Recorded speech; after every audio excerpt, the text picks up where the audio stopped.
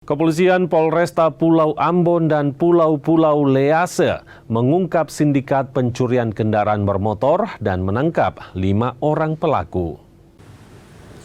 Tak hanya menangkap pelaku sindikat pencurian kendaraan bermotor, polisi juga menyita 25 kendaraan roda 2 dan 1 mobil hasil curian. Kelima pelaku ditangkap di Maluku Tengah, Seram bagian barat, dan Buru. Dari 5 pelaku, terdapat pasangan suami istri yang berperan sebagai penjual kendaraan hasil curian. Puluhan kendaraan hasil curian tersebut dijual ke sejumlah daerah dengan harga 3 juta hingga 5 juta rupiah.